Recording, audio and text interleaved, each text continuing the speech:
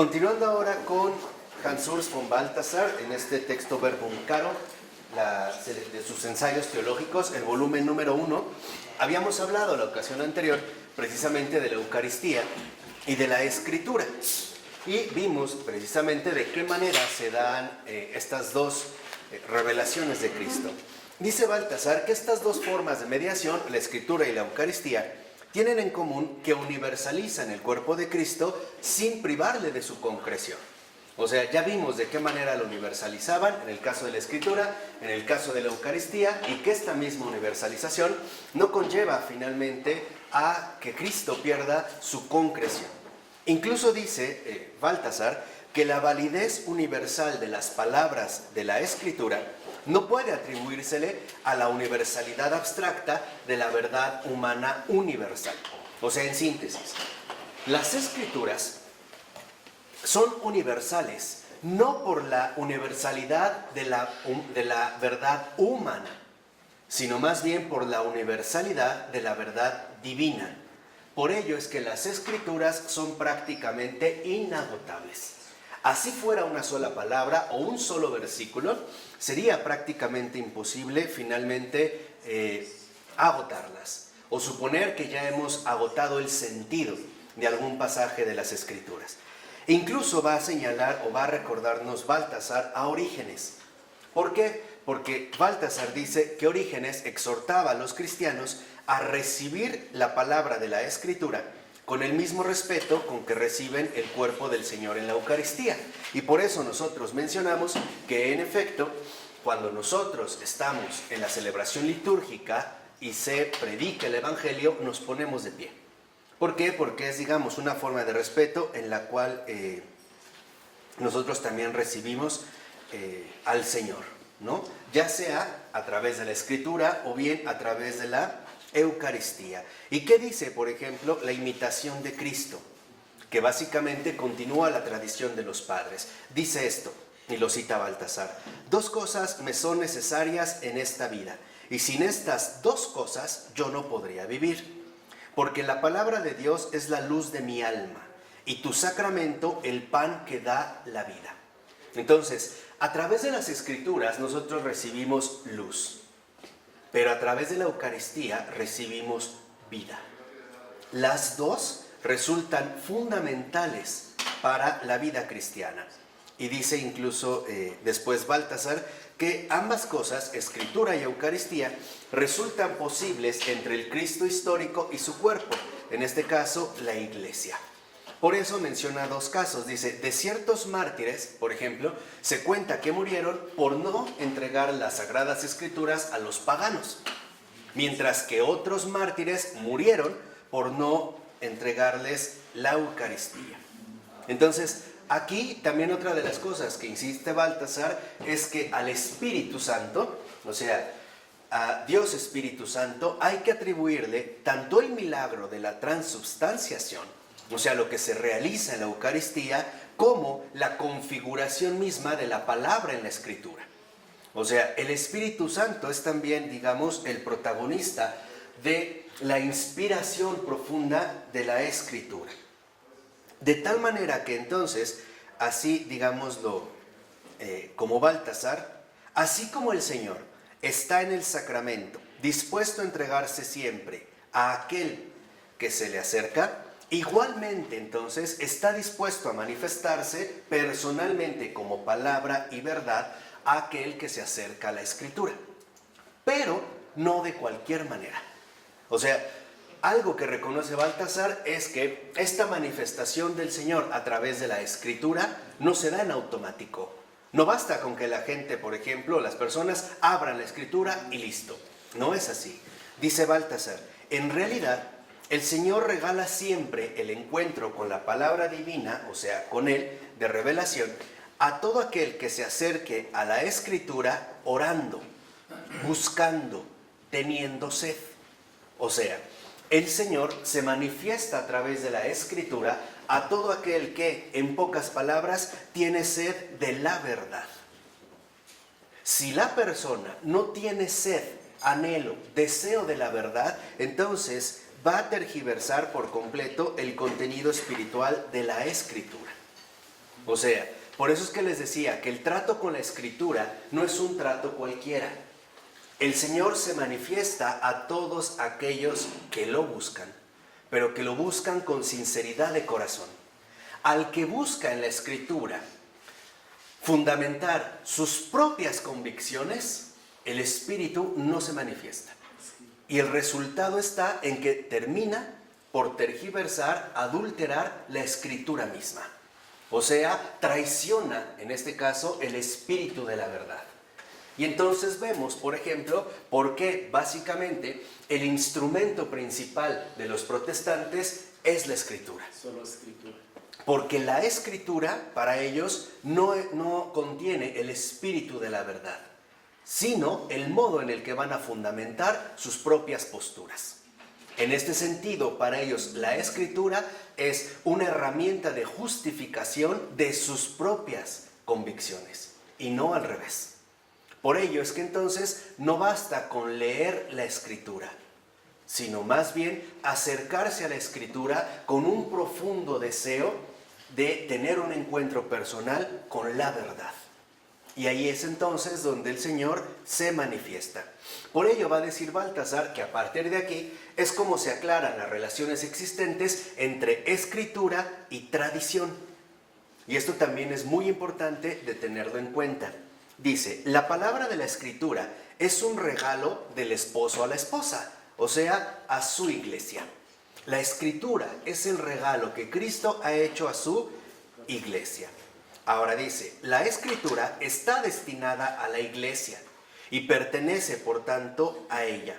Pero la Escritura es palabra de Dios y palabra de la cabeza, y por consiguiente se encuentra por encima de la iglesia.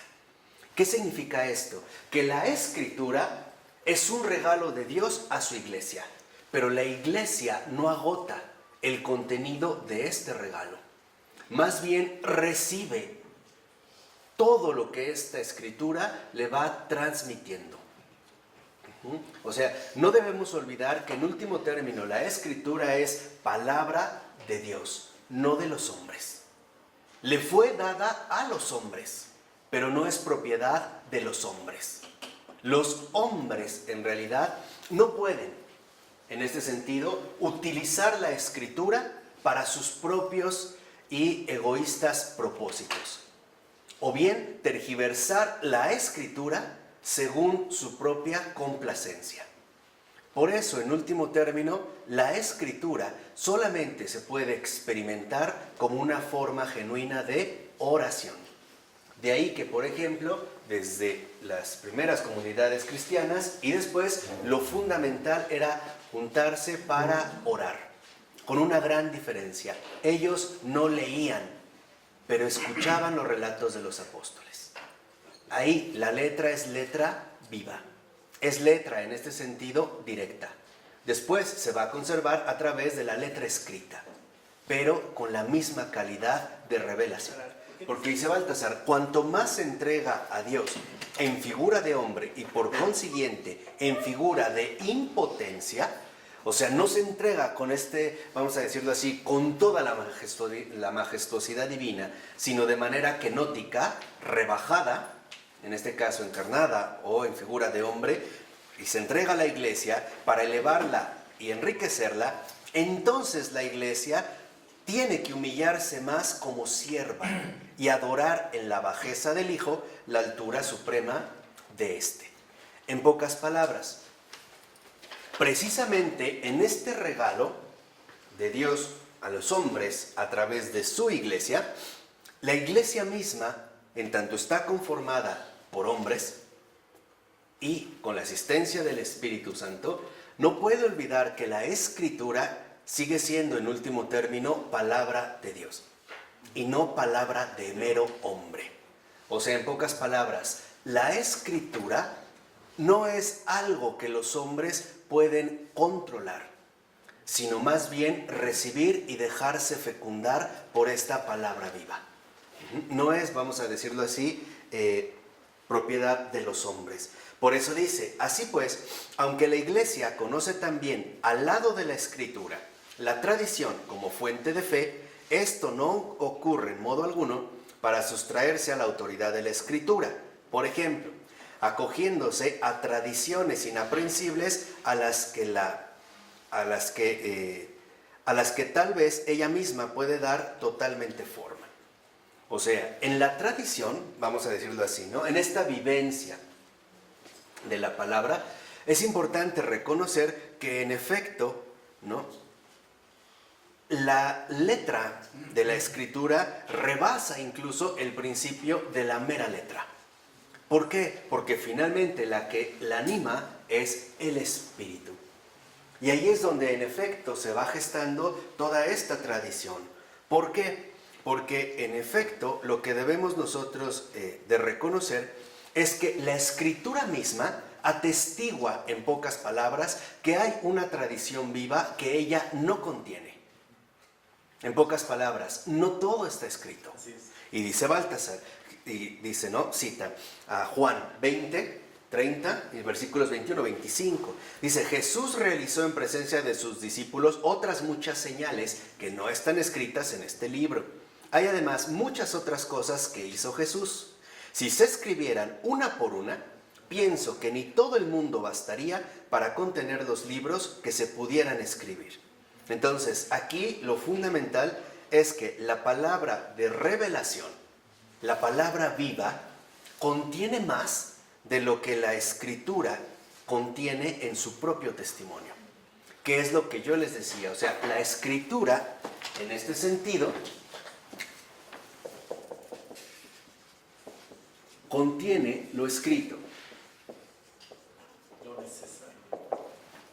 Y la tradición, esta tradición viva, finalmente rebasa lo que ha sido aquí escrito. Aquí la tradición más bien nos va a transmitir lo vivido, a raíz de esta fuente.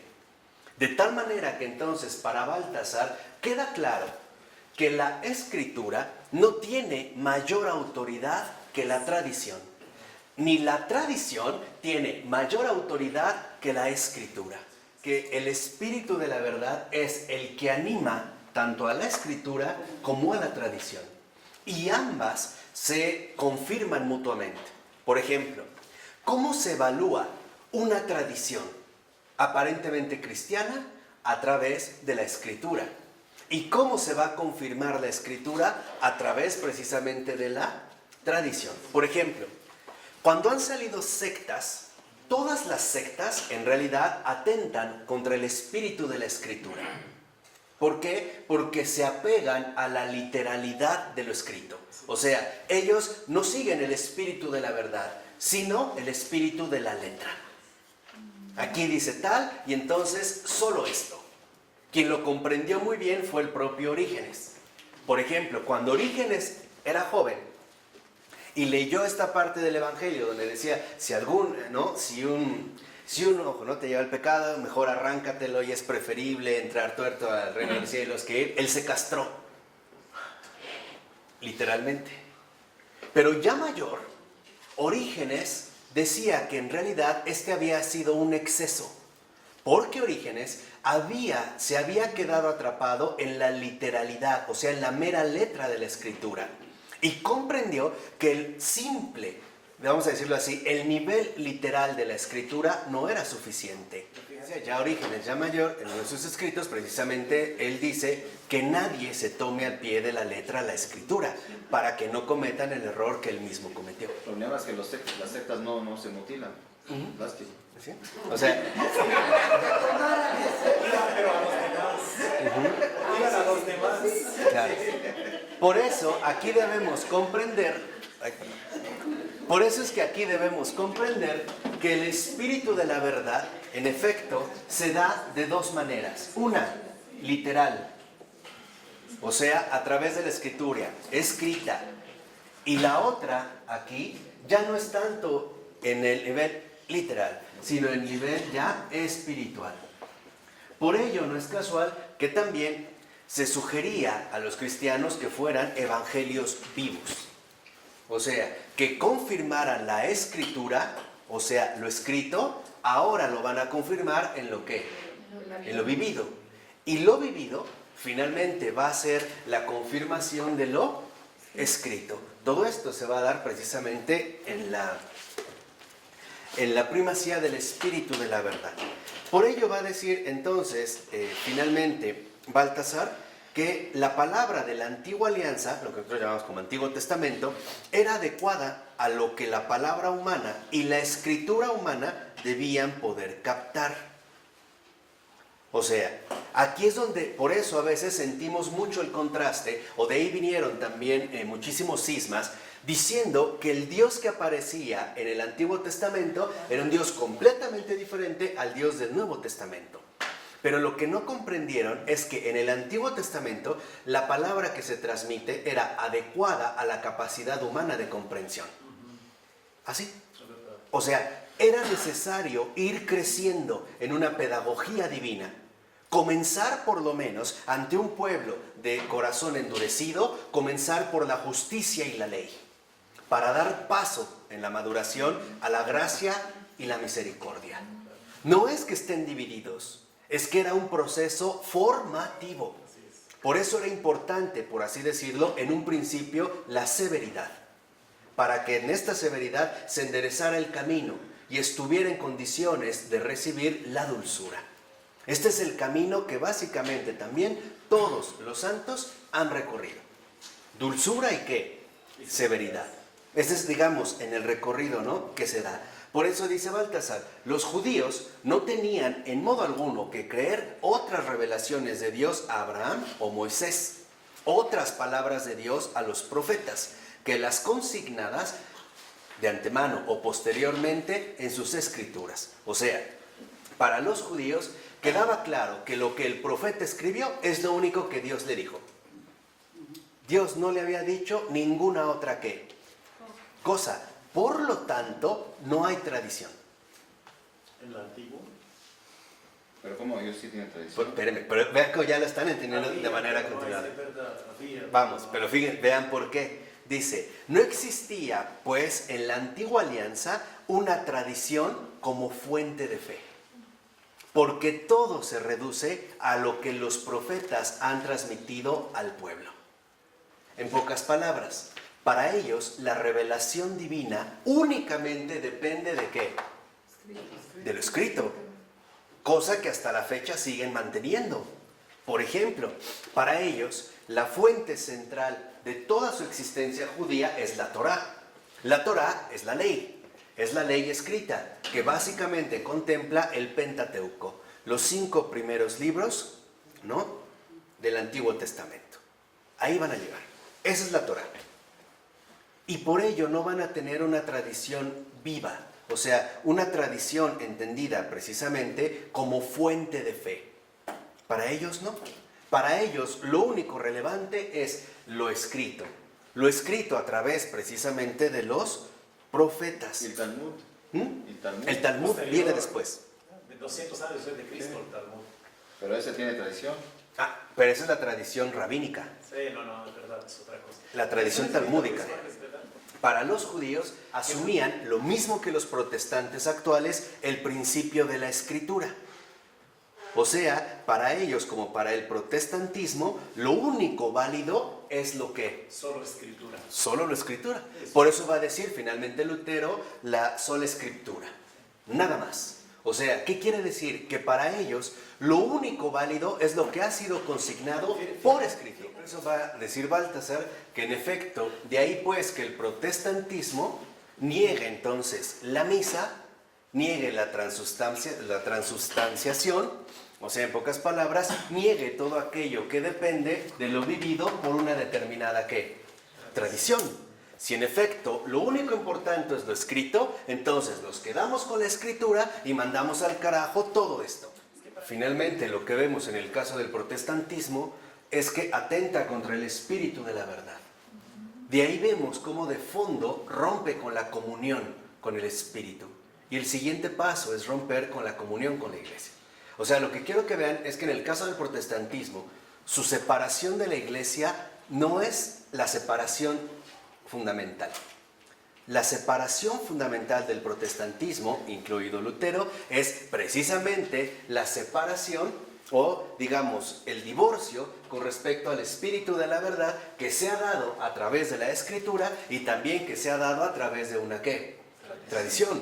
Por eso ahora vemos, y es momento de ver una de las grandes aportaciones de mi Santo Padre Ignacio de Loyola, por qué cuando él escribe los ejercicios, lo que está enmendando es el error fundamental de la línea protestante.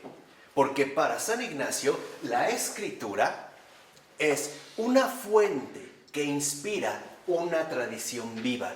¿Y qué se requiere, en pocas palabras, para poder finalmente reintegrarse al espíritu de la verdad? El discernimiento. Y el discernimiento requiere un método. Y el método requiere orden y reglas precisas. De tal manera que en el discernimiento, el método ignaciano precisamente nos permite ir de la escritura a la tradición y de la tradición a la escritura, de lo literal a lo espiritual y de lo espiritual a lo ¿qué? A lo literal. Por eso para San Ignacio la contemplación siempre es una contemplación viva que toma como base la escritura. Y de aquí avanzar al ámbito espiritual, donde se da la forma clara de lo vivido y de la tradición, que en último término vemos que enriquece finalmente también lo que ha sido en este sentido escrito. En pocas palabras, precisamente lo que hace San Ignacio es mostrar que el espíritu de la verdad está expresado en la escritura y en la tradición. Y en pocas palabras, la tradición no es otra cosa que la iglesia misma. Ahí está la tradición viva del Evangelio. Ahí es donde finalmente, en este sentido, se ha mantenido, se ha conservado y se ha manifestado. De ahí pues, que ahora entendamos por qué no es casual que el Santo Padre Ignacio de Loyola propusiera para la Compañía de Jesús un voto especial: obediencia al Papa. Y al extremo, precisamente es una reacción extrema, así como extremo fue el avance del protestantismo, al grado de decir, si nosotros vemos que es blanco, pero la iglesia, el Papa nos dice, ¿es negro? No hay duda, es negro. ¿Por qué? Porque para Ignacio de Loyola estaba clarísimo que si uno no está realmente en comunión con el espíritu de la verdad, no está en comunión ni con la escritura ni con la tradición. Por ello, dice Baltasar, Cristo se entrega a su iglesia como Eucaristía y como escritura. O sea, se pone en sus manos, en las manos de los hombres, precisamente en estas dos formas corporales. ¿Por qué? O sea, ¿por qué es que finalmente en la tradición se integra la escritura? Porque con las dos crea medios para hacer en la iglesia la vida única, siempre viva, inmutable y sin embargo infinitamente múltiple, que encierra en su seno sorpresas siempre nuevas. O sea, Baltasar reconoce que la iglesia es siempre fecundada por la escritura y la tradición de lo vivido, que se conserva en último término en la Eucaristía. Y entonces la iglesia es siempre receptiva a todo aquello que el Señor va haciendo emerger en una tradición que en pocas palabras remite a lo que la Escritura contiene. Por eso dijimos, la Escritura es inagotable. Y es aquí donde entra la parte central. No solo al nivel de comentario, sino seríamos simple y sencillamente partidarios de una postura rabínica. Para ellos, por ejemplo, que Dios es inagotable es porque siempre se puede dar una interpretación sobre la interpretación de la interpretación y así ad infinitum. No, nosotros no nos vamos con este mal infinito que no se cumple ni realiza. No, lo que realmente realiza la Eucaristía es expresar los contenidos profundos de la Escritura en experiencias de vida concretas. O sea, en la vida de los santos. Ahí está la iglesia. Por ello es que la iglesia, en síntesis, no es más que el contenido vivo de lo que la tradición encarna o expresa, manifiesta a partir de lo que, de lo escrito. En pocas palabras, la iglesia es una fuente de novedades. Novedades no porque cambia y rompe con la tradición, sino porque le saca, por así decirlo, ¿no? O recibe más bien, recibe contenidos que hasta ese momento no se habían todavía expresado de manera clara o por lo menos de manera aceptable. De tal manera que entonces la tradición es precisamente la concreción, la encarnación del espíritu de la verdad que también está presente en lo escrito. En este caso en la escritura. Aquí encontramos entonces letra y aquí encontramos vida. Pero ambas, letra y vida, no son más que los ámbitos certeros de la palabra eterna, o sea, del verbo divino. Ahí está. Una cosa, a diferencia de todo lo escrito, menos de la escritura, es que, por ejemplo, si nosotros leemos un texto, podremos extraer diferentes variaciones o podremos dar interpretaciones. La diferencia con la escritura es que lo escrito engendra formas de vida concretas. Estas formas de vida concretas no son más que las formas, vamos a decirlo así, precisamente encarnadas de la propia divinidad, o sea, el testimonio vivo de los santos. Por ello no es casual que ha habido bastantes santos que no escribieron absolutamente nada. Por eso el propio Jesús no necesitó escribir nada. Porque Él es la escritura viva. La escritura habla de Él, pero habla de Él ¿por qué? Por escrito. La tradición nos muestra a Él, a la palabra, con la diferencia de que no lo hace por escrito, lo hace a través de lo que letra y vida, precisamente de esta palabra que encarna y manifiesta el espíritu de la verdad. Por eso va a decir Baltasar algo muy cierto, que en realidad la santidad es imposible sin la Eucaristía. Sin Cristo no puede. Por mucho que alguien sea un experto de la Escritura, sin Eucaristía no hay santidad. Y la Escritura y la Eucaristía solo están dadas en la iglesia. Por eso una vez les dije, no hay santos fuera de la iglesia. De hecho, ellos rechazan la santidad. Sí, o sea, no puede ser posible que se dé precisamente esta santidad. Por eso la ven imposible, porque no hay comunión con Cristo. Porque tienen la letra, pero no tienen ¿qué? Aquí se considera, Ronnie, que son santos por aceptar a Cristo una vida nueva. O sea, ellos por la fe, solo fide, ¿no? Entonces ellos así piensan, yo creo en Cristo, yo acepto a Cristo, yo soy salvo y yo soy santo, sin obras, ¿no? Nosotros no, pensamos a través de la Eucaristía, nuestro cuerpo material se transforma en cuerpo de Cristo. En el bautismo, nuestro espíritu humano se transforma en el espíritu de Cristo. Ya somos adoptados en nuestra totalidad. Por eso aquí precisamente es fundamental darnos cuenta que si intentamos separar la letra y la vida y quedarnos solo con una, no estamos realmente alimentándonos de esta palabra. Por eso en la celebración litúrgica se dan las dos.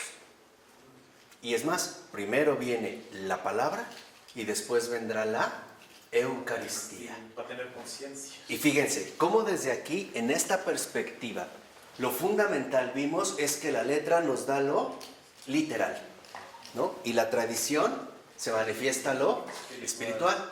Pero en la celebración litúrgica, en la misa, ocurre justo lo contrario.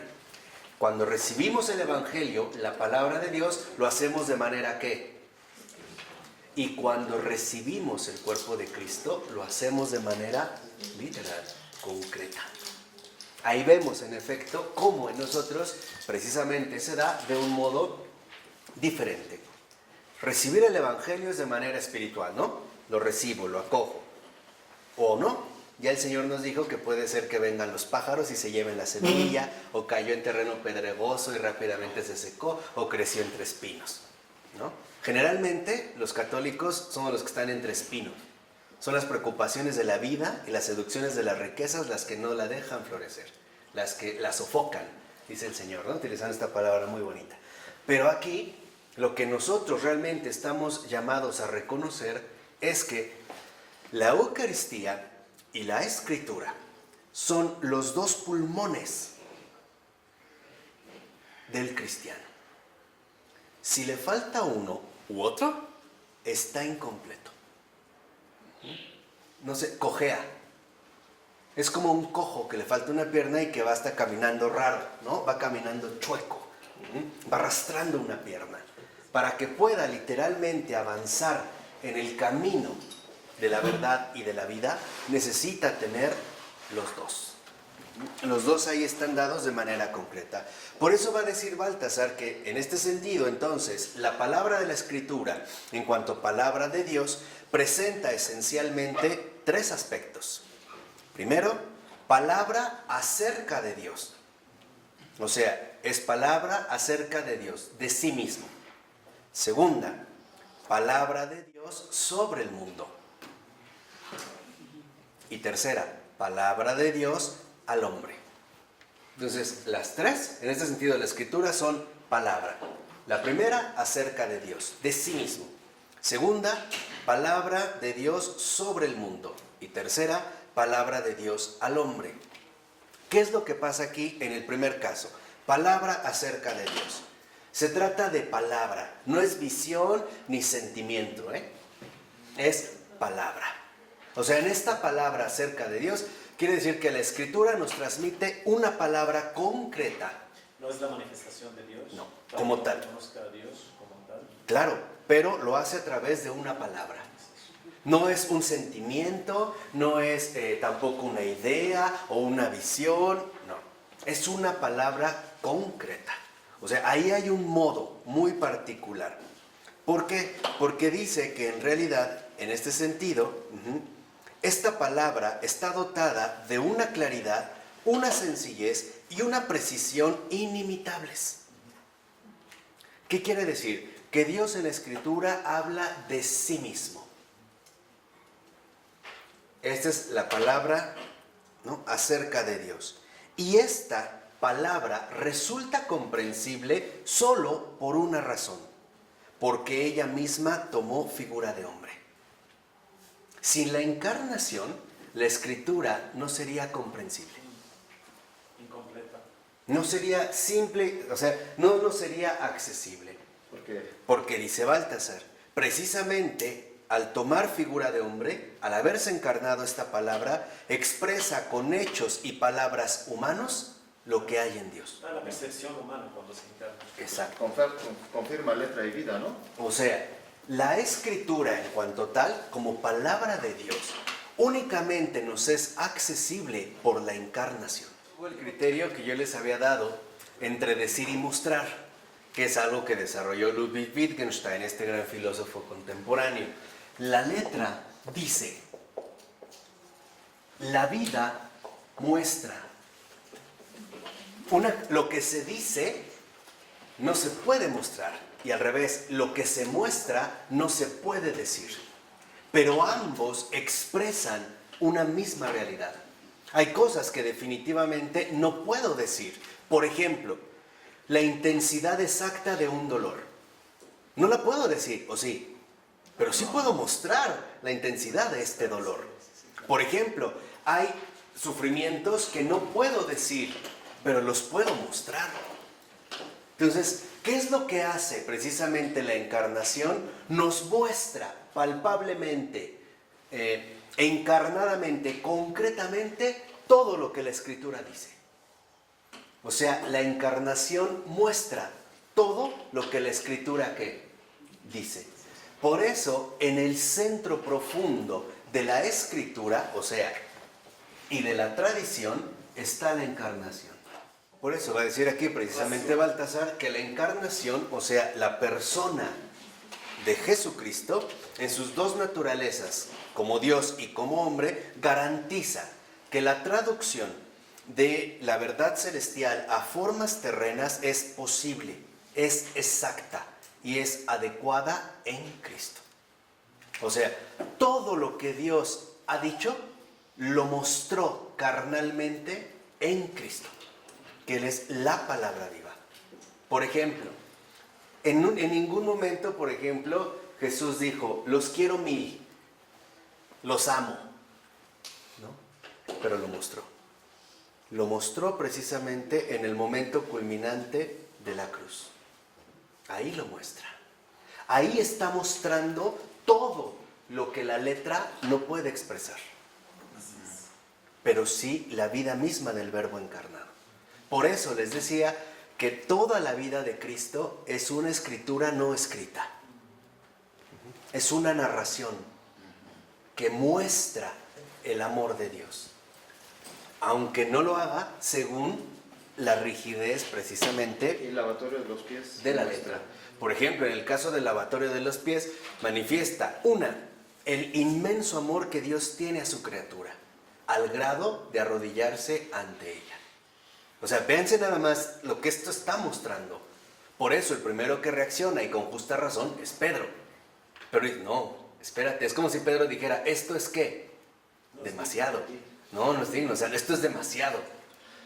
Y Jesús finalmente vuelve a meter a Pedro en el camino, diciéndole, es necesario que por el momento sea así. Porque si no hago esto, tú después no podrás seguirme, no podrás finalmente venir conmigo.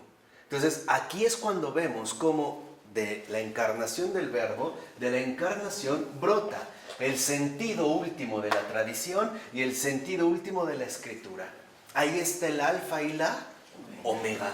Por eso les decía, todo lo que sabemos de Cristo en la Escritura muestra mucho, aunque diga poco.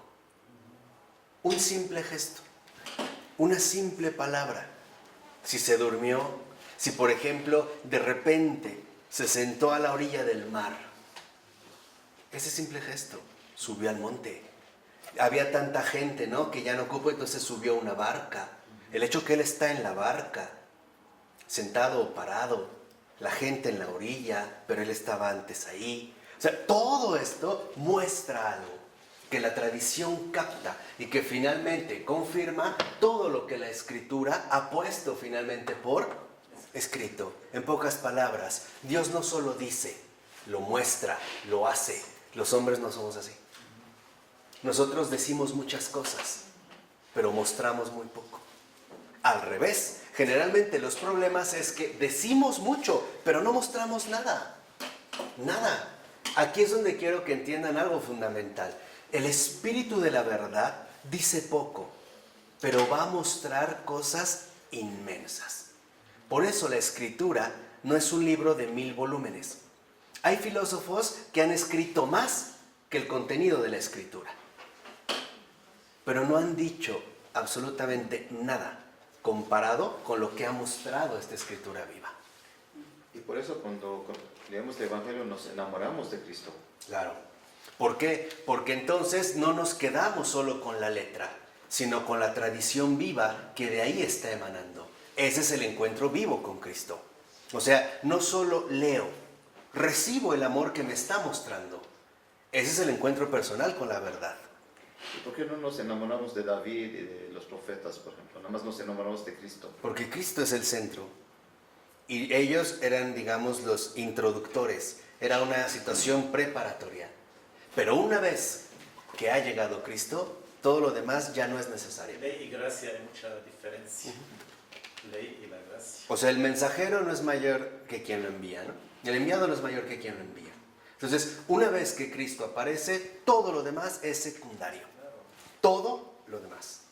Y ya el Señor volverá a imponer el orden de todas las cosas. Por eso dice, en último término, que ahora entendemos por qué en efecto esta traducción, ¿no?, vamos a decirlo aquí Baltasar la maneja como una traducción de la Escritura, una traducción viva de la Escritura que muestra lo que la letra no puede decir. Y hay que ser honestos, hay cosas que no se pueden decir. Nunca te ha ocurrido en tu vida ordinaria que es que no tengo palabras, no sé cómo decírtelo. O sea, experimentamos lo que Wittgenstein también ya mostró muy bien, los límites del lenguaje. Pero que no lo pueda decir no significa que no lo puedo, ¿qué? Por eso decía Wittgenstein hacia el final de su Tractatus Lógico-Filosóficus, de lo que no se puede hablar es mejor permanecer en silencio. Es una actitud. Por eso hay veces en que, en efecto, cuando ya no podemos hablar, lo mejor ahora es mostrar. Por eso una alabanza o una reverencia muestra más que todo lo que se pueda decir. Es un gesto, ¿no? Por ejemplo, los querubines que se cubren el rostro con sus alas muestran más que el que estuviera ahí parloteando y diciendo un montón de piropos, por muy bonitos que suenen. Por ello va a decir en este sentido Baltasar que entonces podemos comprender por qué esta traducción viva de la Escritura confirma lo que el Señor nos dijo: yo soy la verdad, nadie va al Padre si no es por mí. Por ello entonces va a decir que la entera naturaleza humana de Cristo es medio de expresión de su persona divina, la cual a su vez es expresión del Padre.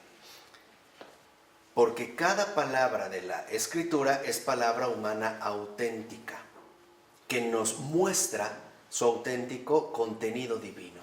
Por eso el Señor decía: quien me ve a mí ve al Padre. Por ello, entonces, va a decir que por este motivo la relación de que tanto se habla entre el sentido literal y el sentido espiritual de la Escritura es un problema cristológico. Solo en Cristo se resuelve. Sin Cristo, entonces, todo esto se pierde, se extravía. Perderá finalmente su sentido. ¿Dónde encontramos el sentido literal de la Escritura? En Cristo, en la palabra. ¿Dónde encontramos el sentido espiritual de la tradición? En Cristo, en lo que Cristo ha mostrado. Y también en la Escritura, en todo lo que Cristo ha dicho. Por eso dice Baltasar: el sentido espiritual no puede buscarse jamás detrás de la letra, sino siempre en ella. De igual manera que al Padre no lo encontramos detrás del Hijo, sino en el Hijo y a través del Hijo.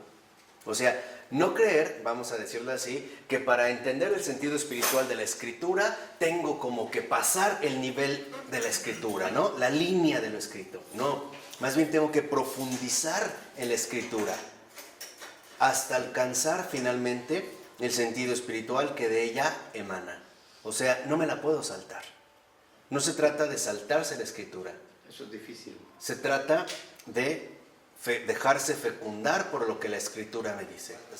Todo lo humano de Cristo es revelación de Dios. Todo lo humano de Cristo es revelación de Dios. Y habla acerca de Dios.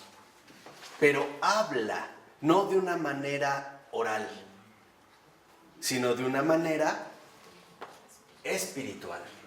Y dice: no hay en su vida, ni en su obra, ni en su muerte, ni en su resurrección, nada que no sea expresión, explicación, exposición de Dios en el lenguaje de lo creatural. En pocas palabras, lo que nosotros humanamente no podríamos comprender mediante algo escrito, mediante el lenguaje, el Señor lo va a mostrar a través de su ¿qué? Espíritu. De su vida concreta. ¿Por qué? Porque todo lo que ha vivido Cristo está, vamos a decirlo así, planteado para la realidad humana. Es el modo en el cual nosotros podemos captar todo lo que Dios nos dice a nosotros como hombres y aquello que nos ha mostrado y que nosotros simple y sencillamente no hubiéramos podido comprender a través de algo que escrito. Ahí es donde está esta base fundamental. Ejemplo. Por decir, si el Evangelio o San Juan dice Dios es amor, como lenguaje en realidad dice muy poco. Dios es amor dice muy poco. Porque dependería en último término qué es lo que nosotros queremos entender o determinar por amor. Precisamente nosotros entendemos porque aquello que no se puede decir, Dios lo va a mostrar en su vida, en toda su vida terrena, o sea, en todo su aspecto humano. Ahí muestra todo lo que no podía ser por nosotros, puesto justamente ¿por qué? Por escrito. ¿Por qué no? Porque nosotros no somos la medida de las cosas, ni tampoco somos la medida de la verdad. Es lo contrario, la verdad se adaptó a nuestra medida. ¿Y de qué manera radical? De tal manera que adoptó incluso nuestra propia medida humana. No nos habló, por ejemplo, de cosas que humanamente nos resultaran inalcanzables. Nos habló siempre de ejemplos concretos y sencillos. De tal manera que Él entonces tiene precisamente la palabra inicial y también la palabra final. Por eso Él les decía, no es casual que, por ejemplo, el último sonido que humanamente Jesús dio en la cruz es un gemido. Ahí nos muestra que este sufrimiento que está atravesando, y todavía falta el descenso a los infiernos, por nosotros, simple y sencillamente sería imposible de decir. Pero solo se puede mostrar a través de un alarido. Y en el Evangelio dice, ¿no? Y dio un fuerte grito y expiró. Ahí vemos. Ahí el Señor nos está poniendo un aviso concreto. Lo que yo he sufrido por ustedes es imposible de ponerlo en el lenguaje. Simple y sencillamente no hay palabra que pudiera expresar este sufrimiento por ustedes, esta entrega por ustedes. Lo único que se puede hacer en este sentido es mostrarlo. ¿Cómo lo voy a mostrar? Viviéndolo. Además son gestos que para ustedes les resultan profundamente familiares, porque son literalmente a su medida. Hay personas que cuando tienen un sufrimiento tan fuerte no hablan, gimen. Y al llorar, esto es un lenguaje, pero es un lenguaje no escrito, no es un lenguaje oral. Es un lenguaje de otro tipo, es una expresión que nos lleva a captar finalmente las dimensiones profundas de la vida humana. ¿De acuerdo? ¿Alguna duda o alguna pregunta?